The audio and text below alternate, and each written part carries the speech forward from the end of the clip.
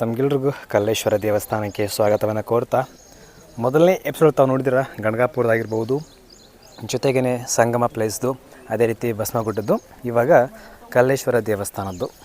S, ಬನ್ನಿ ಒಳಗಡೆ ಹೋಗುವ, ಏನಿದೆ ಎತ್ತಂತ ಸಂಪೂರ್ಣ ತಿಳ್ಕೊಂಡು ಬನ್ನಿ.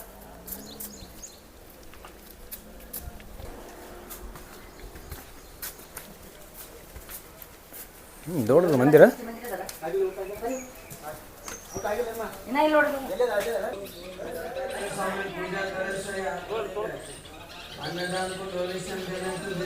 ಪಂಚಮುಖಿ ಗಜಾನನ ಮತ್ತು ನವಗ್ರಹ ಮಂದಿರಲ್ಲಿ.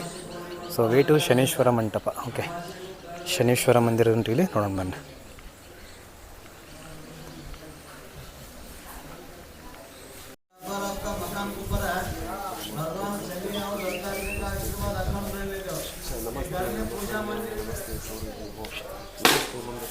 ಶನೇಶ್ವರ ನಮಸ್ತೆ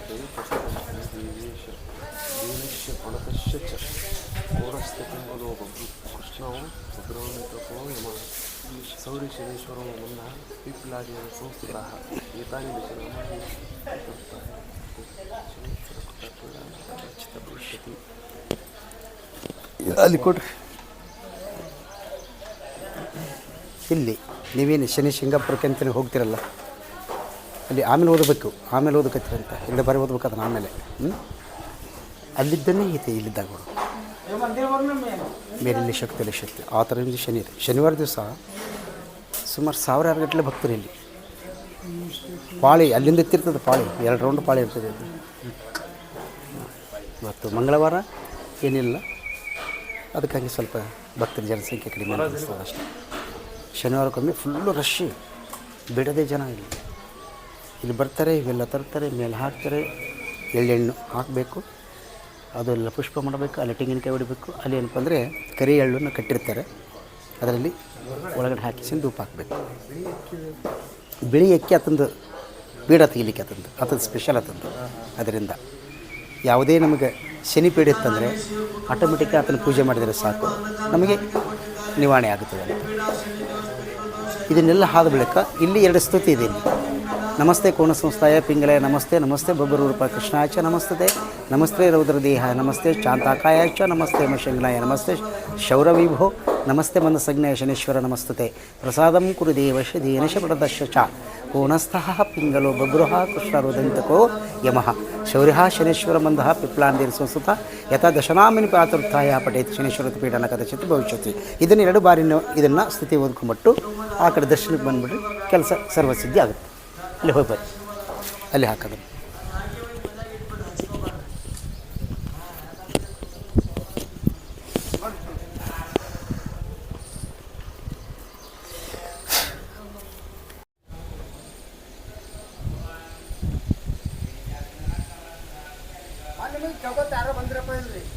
ಯಾವಾಗ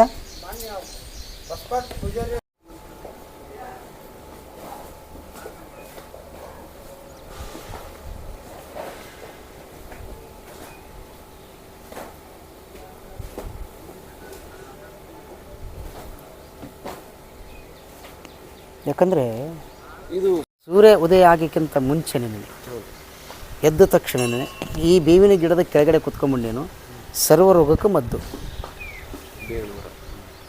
45 ನಿಮಿಷ ಕುತ್ಕೋಬೇಕು.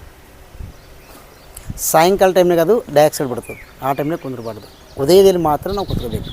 BP ಇರಲಿ, ಶುಗರ್ ಇರಲಿ, ಥೈರಾಯ್ಡ್ ಇರಲಿ, ಕೆಲವೊಂದು ರೋಗ ರುಜಿನಗಳನ್ನು ಅದರಲ್ಲಿ ಕುಂತು ನೋಡ್ರಿ, ನೀವು ಏನು ಔಷಧಿ ತೊಗೋದೇ ಬೇಕಲ್ಲ, ಆಟೋಮೆಟಿಕಾಗಿ ನಿಮ್ಮನ್ನು ಜಗ್ಗಂಥದ್ದು ಆ ಗಿಡ ಅಂತ. ಅದ್ರ ಬಗ್ಗೆ ಗೊತ್ತಿಲ್ಲ. ಇನ್ನೊಂದು, ನಮ್ದು ಏನಾದರೂ ಪೀಡೆಗಳು ಭಾಳ ಇದ್ದವು ಅಂದರೆ, ಹಿಂದಿನ ಜನ್ಮ ಕರ್ಮಗಳು ಪೀಡೆಗಳು ಇದ್ದಪ್ಪ ಅಂತಂದರೆ ಆ ಬೇವಿನ ಗಿಡಕ್ಕೆ ಅಪ್ಪಗೋಬೇಕು. ದಿನಂಪ್ರತಿ ಎದ್ದ ತಕ್ಷಣವೇ ಮೊದಲು ಸ್ಟಾರ್ಟಿಂಗ್ ಹೋಗಿ ಅಪ್ಪಗೋಬೇಕು ಆ ತಾಯಿ ಮೇಲೆ. ಅಪ್ಕೊಂಡ್ಬಿಟ್ರೆ ಕೇವಲ ನೀವು 35 ದಿವಸಗಳಲ್ಲಿ ಹಂಗೆ ಚೈತನ್ಯ ಬರ್ತದೆ ನೋಡ್ರಿ. ನೀವು ಅಂದ್ಕೊಂಡದ ಕೆಲಸ ಆಗಲೇಬೇಕು, ಯಾರೂ ನಂಬುವುದಿಲ್ಲ.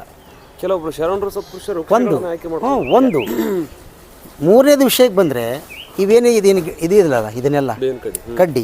ಈ ಕಡ್ಡಿಲಿಂದ ಮನೆಯೊಳಗೆ ನಾವು ಪ್ರತಿ ಅಥವಾ ಮಂಗಳವಾರ ಅಥವಾ ಶುಕ್ರವಾರಕ್ಕೊಮ್ಮೆ ಇಷ್ಟು 3 ಇಂಚಷ್ಟು ಕಡ್ಡಿಗಳನ್ನು 21 ಕಡ್ಡಿಗಳನ್ನು ಮಾಡಿಕೊಂಡು ಮಂಗಳವಾರ ದಿವಸ ಅಥವಾ ಶುಕ್ರವಾರ ದಿವಸ ಮನೆಯಲ್ಲಿ ಧೂಪ ಹಾಕಿಬಿಟ್ರೆ ಅದು ಹೆಂಗಾಗುತ್ತೆ ನೋಡ್ರಿ. ಅದನ್ನು ನ್ಯಾಚುರಲ್ ಇದು, ನೈಸರ್ಗಿಕ ಪ್ರಕೃತಿ ಕೊಟ್ಟಿರ್ತಕ್ಕಂಥ ಭಗವಂತ ಇದನ್ನು. ನಾವು ಇದನ್ನು ಯಾರೂ ಮಾಡ್ತಾ ಇಲ್ಲ. ಮಾಡಿ ನೋಡಿರಿ ಬೇಕಾದ್ರೆ ನೀವು 100% ಮಾಡಿ ನೋಡಿರಿ ನೀವು ಇದನ್ನು. ಏನು ಕೆಲಸ ಆಗಿಲ್ಲಪ್ಪ ಅಂದ್ರೆ ನನಗೆ ಕೇಳ್ರಿ, ನಾನು ಬೇಕಾದ್ರೆ ನಾನು ಭರವಸೆ ಕೊಡ್ತೀನಿ.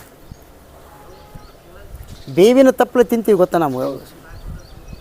ಬೇವಿನ ತಪ್ಪಲು ತಿನ್ನೋದ್ರಿಂದ ಈ ಸದ್ಯಕ್ಕೆ ಮುಂದೆ ಎಫೆಕ್ಟ್ ಆಗ್ತದೆ ಬಾ ಅಂತೇಳಿ ಕೆಲವೊಬ್ಬರ ಮೈಂಡ್ ಏನಪ್ಪ ಅಂದರೆ ಹುಚ್ಚಿಡ್ದೋಗ್ಬಿಟ್ಟದು ಬೇರೆ. ಯಾಕಂದರೆ ಇಂಗ್ಲೀಷ್ ಮೆಡಿಸಿನ್ಗಳು ಆಗ್ತಾಯಿಲ್ಲ, ಆಗಲ್ಲ ಅವರಿಗೆ. ಬೇವಿನ ತಪ್ಪಲು ಬೆಳಗ್ಗೆ ಎದ್ದ ತಕ್ಷಣ ತಿಂತೀವಿ ನಾವು, ಒಂದಿಷ್ಟು ತಿಂತೀವಿ. ಅದ ಕಡ್ಡಿಲೆ ಹಲ್ಲು ಉಜ್ತೀವಿ. ಯಾಕೆ ಉಜ್ತೀವಿ ನಾವು? ರೋಗ ರುಜಿನ ಬರಬಾರ್ದು ಅಂತ. ಒಂದು ವೇಳೆ ಒಟ್ಟು ತೊಟ್ಟು ಹತ್ತಿತ್ತು ನಮಗೆ ಮೈ ತುಂಬ ಅಂತಂದಾಗೆ ಅದು ನೋಡಿ ಆ ತಪ್ಪಲ ತಂದು ಬಿಸಿ ನೀರಿಗೆ ಹಾಕಿ ಸ್ನಾನ ಮಾಡಿಸ್ತಾರೆ ಮಕ್ಕಳಿಗೆ, ಐತಿಗೆ ಅಂತೇಳಿ ಎಕ್ದಮ್ ಕಡಿಮೆ ಆಗುತ್ತೆ. ಯಾಕೆ ಇದು ನ್ಯಾಚುರಲ್, ಬಟ್ ಅದಕ್ಕೆ ನಂಬಂಗಿಲ್ಲ ನಾವು. ನೋಡಿ ಅದನ್ನು ಬರೀ ಈಗಿಂದ ನಡೆದದ ಜನ್ರೇಷನ್ ಹೆಂಗೆ ಫಾಸ್ಟ್ ಅಂದರೆ ಬರೀ ಈಗಿಂದ ನಡೆದದ. ಇದೇ ಆಯುರ್ವೇದಿಕ್ ಇದೇ ವನಸ್ಪತಿನೇ ತೊಗೊಂಡು ಮಾಡಿಫೈ ಮಾಡ್ಯಾರ. ಮಾಡಿದ್ರಿ 100% ಮಾಡಿದ್ದಾರೆ. ದಿವ್ಯವಾದ ಶಕ್ತಿ ಇದನ್ನು. ಇದು ಒಂದೆಂತಲ್ರಿ, ನೀವು ನೋಡ್ರಿ ಈಗ ಕೆಲವೊಂದು ಅಮಾವಾಸ್ಯೆ ಹುಣ್ಣಿಮೆ ದಿವಸ ನೀವು ತೋರಣ ಮಾಡಿ ನೋಡಿರಿ ಮನೆಗೆ. ಅಮಾವಾಸ್ಯೆ ಹುಣ್ಣಿಮೆಗೊಮ್ಮೆ ಈ ತೋರಣ ಮಾಡಿ ನೋಡಿರಿ ನೀವು, ಹೆಂಗಿರುತ್ತೆ ನೋಡ್ರಿ ಅದನ್ನು. ಮಾವಿನ ತೋರಣ ಯಾಕೆ ಕೊಟ್ಟರು, ಬೇವಿ ತೋರಣ ಯಾಕೆ ಕೊಟ್ಟರು, ಹಳ್ಳಿ ಮರಣ ತೋರಣ ಯಾಕೆ ಕೊಟ್ಟರು? ಇವೆಲ್ಲ ನಿಸರ್ಗ ಪ್ರಕೃತಿ ನಕಾರಾತ್ಮಕ ಶಕ್ತಿಯನ್ನು ಹೇಳ್ಕೊತದ ಆಟೋಮೆಟಿಕ್ಕಾಗಿ. ಅದನ್ನು ಹೊಸಲಿಗೆ ಕಟ್ಟಿದೆವು. ಹಾಂ ಮೇನ್ ಬಾಗಿಲಿಗೆ ಬ್ಯಾಕ್ಟೀರಿಯಾ ವೈರಸ್ಗಳು ನೋಡ್ರಿ ಹೆಂಗಿರ್ತದೆ ಅದಕ್ಕೆ. ಬೇಕಾದರೆ ನಿಮ್ಮ ಉದಾಹರಣೆ ಕೊಡ್ತೇನೆ ನಿಮಗೆ. ಇವಾಗ ಕಾರುಣ್ಣಿಮೆ ಅಂತೇಳಿ ನಾವು ಕರಿ ಬಂದತ್ನಾಗ ಅಥವಾ ನಾವು ಮಣ್ಣೆತ್ತಿನ ಅಮಾವಾಸ್ಯೆ ಅಂತ ಬಂದತ್ತ ನಾವು ಇದು ಕಟ್ತೀವಿ. ನಾವು ಬಗಲಿಗೆ ಕಟ್ಟತ್ನಾಗ ಏನು ಮಾಡ್ತೀವಿ, ಅದನ್ನು ಅರ್ದು ಬಿಡ್ತೀವಿ. ಯಾಕೆ ಕಟ್ತೀವಿ, ಯಾಕೆ ಕರಿತೀವಿ ನೋಡಿ ಅಂದು ಅದರಲ್ಲಿ ಶಕ್ತಿ ಹೆಂಗಿದೆ ಅಂತ. ಆ ಜಗನ್ಮಾತೆ ತಾಯಿದು ಒಂದು ಪ್ರಕೃತಿ. ಅದನ್ನು ಬೆಳಗಿನ ಜಾವಕ್ಕೆ ಇದು ಕೆಲಸ ಮಾಡಿ ನೋಡಿರಿ. ಎದ್ದ ತಕ್ಷಣ ನಾವು ಅಪ್ಪುಗೊಳ್ರಿ ಮೊದಲು ಗಿಡಕ್ಕೆ 45 ನಿಮಿಷ ಕುತ್ಕೊಂಡು ನೋಡಿರಿ ಗಿಡದ ಬಿಡಕ್ಕೆ ಹೆಂಗಿರ್ತದೆ. ಬ್ಯಾಸಿಗೆ ದಿನಕ್ಕೆ ಎಷ್ಟು ತಂಪು ಕೊಡ್ತೀರಿ, ಇದು ಯಾಕೆ ಕೊಡ್ತದೆ? ಅದು ಎಲ್ಲ ಗಿಡಕ್ಕೆ ಕಂಪೇರ್ ಮಾಡಿದ್ರೆ ಅದು ಬೇನೆ ಗಿಡದ್ದೇ ಆ ಶಕ್ತಿ ಹೆಂಗಿರ್ತದೆ ಆಟೋಮೆಟಿಕ್ಕಾಗಿ. ಈಗ ನಾವು ನಿಂತು ಮಾತಾಡಕತ್ತೀವಿ ಅಂದ್ರೆ ಒಂದು ದಿವ್ಯವಾದ ಶಕ್ತಿ ನೋಡಿ ಆಟೋಮೆಟಿಕ್ ಆಗಿದ್ದು ಜಕ್ಕಂತದ್ರೆ ನಮಗೆ ಜ್ಞಾನ ಕೊಡ್ತಿರ್ತದೆ. ಒಂದೊಂದು ಮಾತಾಡುವ ವಿಚಾರಗಳು, ಆ ಶಕ್ತಿ ಹಂಗಿರ್ತದೆ ಅಂತ. ಧನ ಸಂಪತ್ತು ಬರಲಿಲ್ಲ ಒಂದು ವೇಳೆ, ನಾವು ತಿಜೋರಿ ರೊಕ್ಕ ಇಡ್ತೀವಿ. ತಿಜೋರಿ ಯಾವ ದಿಕ್ಕಿಗೆ ಇಡಬೇಕಂದ್ರೆ ಉತ್ತರ ಅಭಿಮುಖವಾಗಿ ತಿಜೋರಿಟ್ಟು ಇಲ್ಲಿ ಮೇಲಿರ್ತಕ್ಕಂಥದ್ದು ಒಂದೇ ಒಂದು ಕಡ್ಡಿ, ಹುಣಸೆ ಮರದ ಕಡ್ಡಿಯನ್ನು ದುಡ್ಡಿಡ್ತಕ್ಕಂಥ ಭಾಗದಲ್ಲಿ ಆ ಕಡ್ಡಿಯನ್ನು ಇಟ್ಟು ನೋಡಿರಿ ನೀವು. ಧನ ಸಂಪತ್ತು ಹೆಂಗೆ ನಿಂದಿರ್ತದೆ ಓಡ್ತದೆ ಗೊತ್ತಾಗುತ್ತೆ. ನ್ಯಾಚುರಲ್ ಇದು, ಇಡಂಗಿಲ್ಲ. ಇದರಲ್ಲಿ ದೆವ್ವ ಇದೆ, ಭೂತ ಇದೆ, ಪಿಸಾಚಿ ಇದೆ ಅಂತ ಹೇಳ್ತಾರೆ. ಇದರಲ್ಲಿ ಕುಂತು ಜಪ ತಪ್ಪಗಳು ಮಾಡ್ತಾರೆ. ಹಾಂ, ಕೆಲವರು ಹೇಳಲ್ಲ. ಪುರುಷೋದಯ ಸಮಿತಿಗೆ ಉದಾಹರಣೆ ಕೊಡ್ತಾರೆ. ಹುಣಸೆ ಗಿಡ ಮುಪ್ಪಾದ್ರೆ ಉಳಿ ಮುಪ್ಪಾಗಿತ್ತೇನೋ ಅಂತ ಪ್ರಶ್ನಾರ್ಥಕ ಚಿಹ್ನೆ ಇದೆ. ಇದು ಬಳಸ್ಕೊತಾರೆ ಅದನ್ನು ಕಾಮನಾಗ ಆಡಬಳಿಕೆಯಲ್ಲಿ. ಇದೇನು ಕಡ್ಡಿ ಇದೆಯಲ್ಲ ಅದು, ಆ ಕಡ್ಡಿನೇ ನಿಮಗೆ.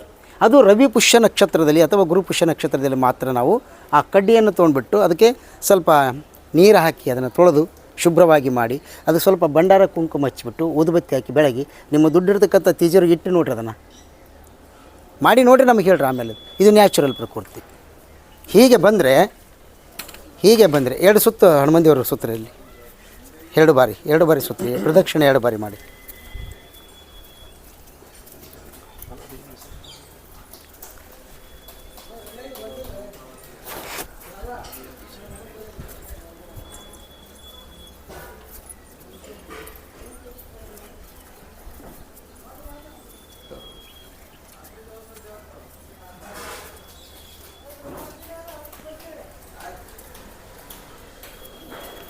ಎರಡು ಬಾರಿ ಪ್ರದಕ್ಷಿಣೆ ಹಾಕ್ಕೊಡ್ರಿ.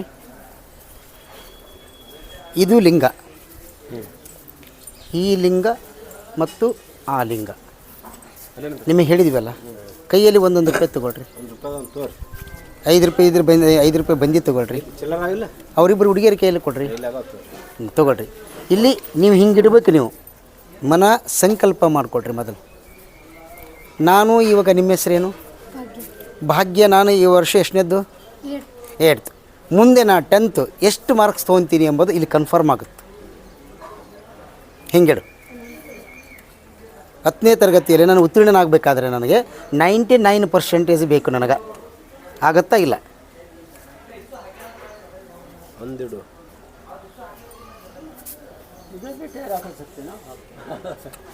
ಹಾಂ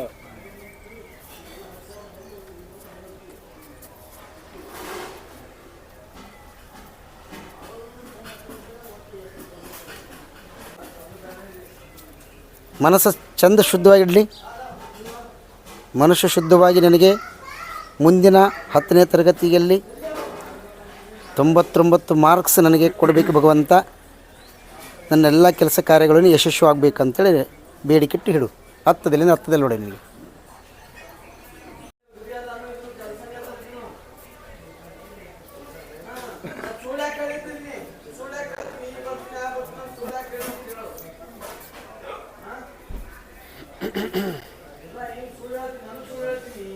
ಆ ಕಡೆ ಬಾ. ಇಲ್ಲಿ ನೋಡಿ ಪ್ರಯತ್ನ ಮಾಡಿ ಸುತ್ತ ನೋಡಿ. ಅದು ಹೆಂಗೆ ನಿಂತಾರ ರೀ ಇಟ್ಟು ಹೋಗಿರಲಿಲ್ಲ ಒಬ್ರು ನೋಡಿದಿಲ್ಲ ನೋಡಿ ಹೆಂಗೆ ನಿಂತ ನೋಡೋದು. ಆಟೋಮೆಟಿಕ್ ನಿಂತ ನೋಡು ಒಬ್ರು ಯಾರಿಟ್ಟ ನೋಡಿ. ನಿಧಾನಕ್ಕೆ ಮಾಡು, ಭಯ ಬಿಡಬೇಡ. ಎಸ್ ನಿಂದಿರ್ತದೆ. ಪ್ರಯತ್ನ ಮಾಡಿ ನಿಂದಿರ್ತದೆ. ಪ್ರಯತ್ನ ಮಾಡು 100% ನಿಂದಿರ್ತದೆ. ಸ್ವಾಮಿಗಳೇ, ನೀವು ರುದ್ರಯ್ಯ ಸ್ವಾಮಿಗಳೇ, ನೀವು ನಾಣ್ಯವನ್ನು ಇಲ್ಲಿಡಬೇಕಾದ್ರೆ ಸಂಕಲ್ಪ ಏನು ಮಾಡ್ಕೊಂಡಿದ್ರಿ ಎಲ್ಲರ ಮುಂದೆ ಹೇಳಿ. ಮನುಷ್ಯನಲ್ಲಿ ಏನೋ ಒಂದು ಸಂಕಲ್ಪ ಮಾಡ್ತೀನಿ, ಅದನ್ನು ಇಷ್ಟ ಪ್ರಾಪ್ತಿರಸ್ತಾಯಿತು. ಅದು ತಾನೇ ನಿಂತು ನೋಡ್ರಿ, ಅದು ಆಟೋಮೆಟಿಕ್ಕಾಗಿ ಜಸ್ಟ್ ಇಟ್ಟಿನ ನಿಂತು ನೋಡಿರಿ. ಇವಳ್ದು ನಿಂತು ನೋಡ್ರಿ ಇಲ್ಲಿ ನೋಡಿ, ಹೀಗೆ ನಿಂತು ನೋಡಿ.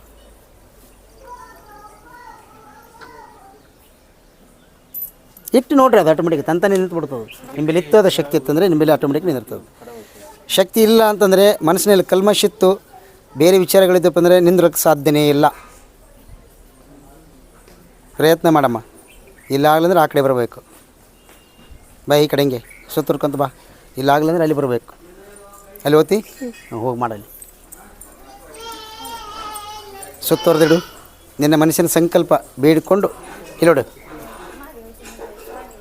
ಕೆಟ್ಬಿಡು. ಹಿಂಗೆ ಬಾ, ಹಿಡಿ.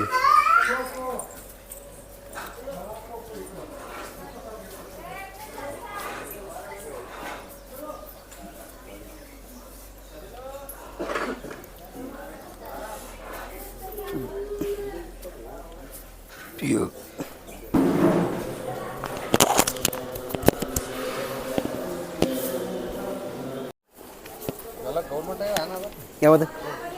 ಹಾಂ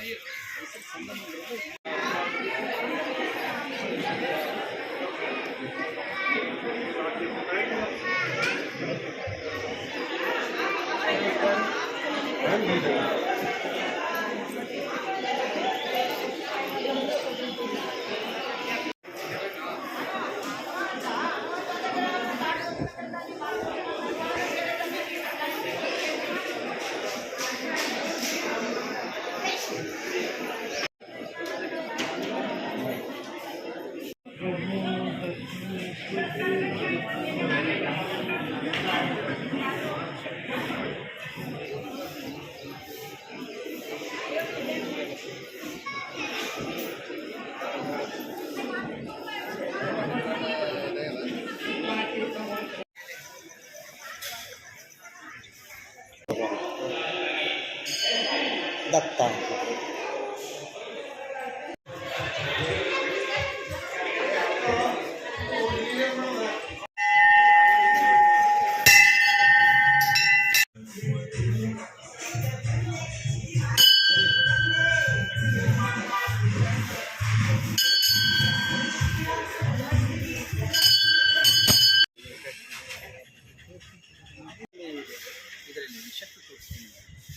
ಏನು ಅನಿಸ್ತದೆ?